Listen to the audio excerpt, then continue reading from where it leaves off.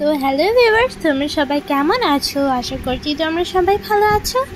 আজ নিয়ে চলে এসেছি আলু আর সুজি দিয়ে এমন একটা স্ন্যাক্সের রেসিপি নিয়ে, যেটা খেতে হয় দুর্দান্ত আর বানানোটা এতটা পরিমাণে সহজ আমি তোমাদেরকে বলে বোঝাতে পারবো না। তো চলো এটার জন্য কী কী উপকরণ নিয়েছি সেটা প্রথমেই জেনে নিই। সহজ সরল এই রেসিপিটা বানাতে কিন্তু খুবই কম উপকরণ এবং খুবই কম টাইম লাগে। এই রেসিপিটা বানানোর জন্য গ্যাস ওভেনে দিয়ে দিলাম একটা কড়াই, এর মধ্যে হাফ কাপ পরিমাণ দিয়ে দিলাম জল, কিছুটা পরিমাণ লবণ আর দিলাম কিছুটা পরিমাণ চিনি।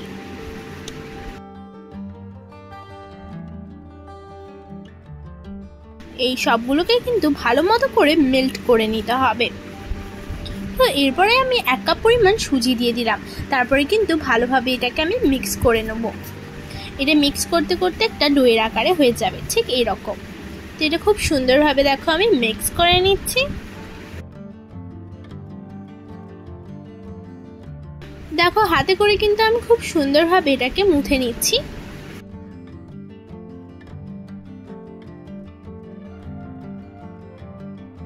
দারুণভাবে মুথে নেওয়ার পর কিন্তু এটাকে আমি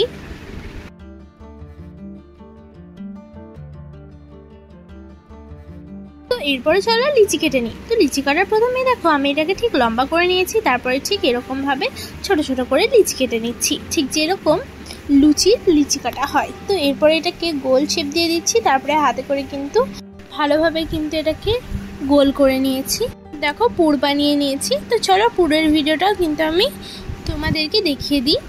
পুর বানানোর প্রথমেই দেখো গ্যাস ওভেনে একটা কড়াই চাপিয়ে এর মধ্যে দিয়ে দিয়েছি তেল। এরপরে তেলটা যখন গরম হয়ে যাবে তখন কিন্তু আমি এর মধ্যে দিয়ে দেবো আদা রসুনের পেস্ট। আদা রসুনের পেস্ট দিলে কিন্তু খুব সুন্দর খেতে লাগে না? তো এরপর আমি এর মধ্যে কিছু পেঁয়াজ কুচি অ্যাড করে দিলাম, তারপরে এটাকে ভালোভাবে মিক্স করে নিলাম।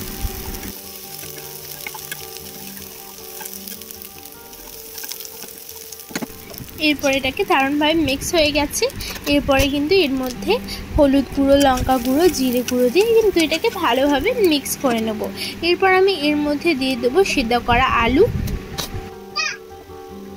আলুটাকে দেখো আমি একটু ম্যাশ করে দিয়ে দিয়েছি। তো এরপর আমি অল্প লবণ দিয়ে কিন্তু পুরটাকে রেডি করে নেব। এরপরে লাস্ট আমি দিয়ে দেবো কিছু বাদাম। বাদাম দিলে কিন্তু খেতে বেশ সুন্দর লাগে আর দেখতেও কিন্তু বেশ সুন্দর হয়, তো তাই দিয়ে দিয়েছি বাদাম। তারপর এটাকে ভালোভাবে মিক্স করে নেব। তো আশা করছি তোমরা বুঝে গেলে যে কীভাবে পুরটা বানাতে হয়। এরপরে দেখো ভিডিওটা কিন্তু আমি দেখিয়ে দিই। তো প্রথমেই দেখো পুরটাকে কিন্তু মাঝে ভরে ঠিক এরকমভাবে এই যে ডোটা আছে সেটার মুখটাকে এরকমভাবে লাগিয়ে দিতে হবে। হালকা হাতে করে শুধু এইগুলোকে প্রেস করে দিলেই চলবে। প্রেস করে দিলেই কিন্তু খুব সুন্দরভাবে দেখবে এটা বন্ধ হয়ে যাবে আর এটার ফাইনাল লুকটা দেখলে কিন্তু খুব সুন্দর লাগবে। তো দেখো এরপর আমি আরেকটাকেও বানিয়ে রেখে দিই।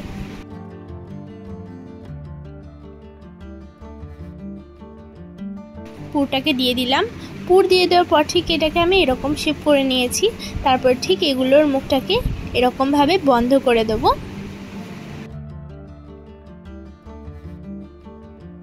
দেখো দারুণভাবে কিন্তু আমি হাতে করে প্রেস করে করে এটাকে খুব সুন্দরভাবে বন্ধ করে দিয়েছি।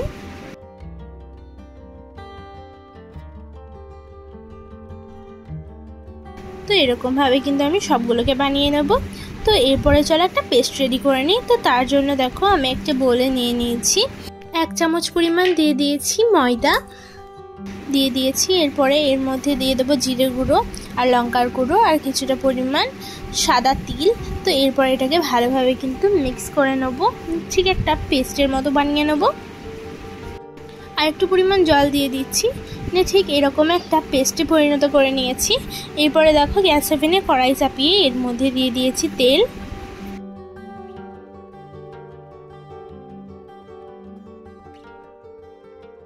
তেল যখন সুন্দরভাবে গরম হয়ে যাবে তখন আমি এর মধ্যে সেই স্ন্যাক্সগুলোকে পেস্টের মধ্যে এদিক ওদিক ভালোভাবে ডুবিয়ে ছেড়ে দেবো। আশা করছি তোমরা বুঝতে পেরেছো। হালকা ছাকিয়ে নিলাম। তো তারপরে কিন্তু লাল লাল করে আমি ভেজে নেবো। এটা ঠিক যখন হালকা লাল হয়ে যাবে না, তখন ঠিক এটাকে উল্টে পাল্টে কিন্তু ভেজে নিতে হবে। এক ধার ভাজা হয়ে গেলে অন্য ধারটাও ভেজে নেবো। তো দেখো আমি কিন্তু এটাকে উল্টে পাল্টে ঠিক বেশ লাল লাল করে ভেজে নিয়েছি। ঠিক এরকম যখন লাল লাল করে ভাজা হয়ে যাবে তখনই কিন্তু খুব সুন্দর তেল ঝরিয়ে তুলে নিতে হবে।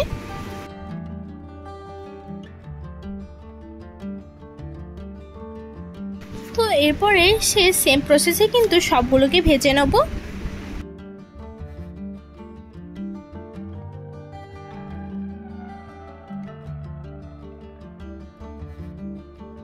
দেখো সেম প্রসেসেই কিন্তু আমি সবগুলোকেই ভেজে নিচ্ছি।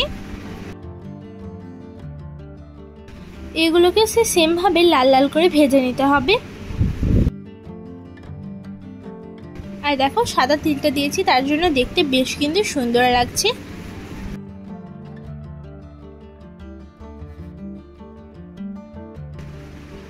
তো দেখো আমি ঠিক এটাকে কিন্তু লাল লাল করে ভেজে নিয়েছি।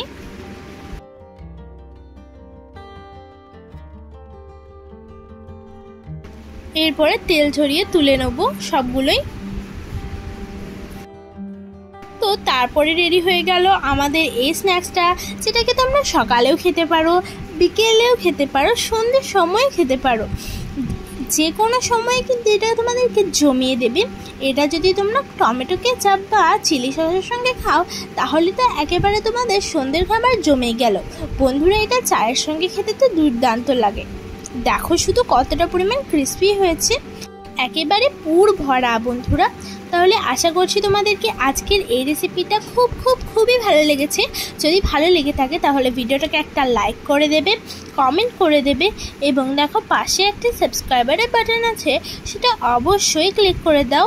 তারপরে দেখো একটা বেল আইকন আছে, সেটা অবশ্যই কিন্তু ক্লিক করে দেবে, যাতে আমার অল নোটিফিকেশন সর্বপ্রথম তোমার কাছে গিয়ে পৌঁছায়।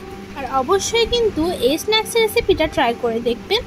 আর অবশ্যই কমেন্ট বক্সে জানাতে ভুলবে না যেটা কেমন হয়েছিল।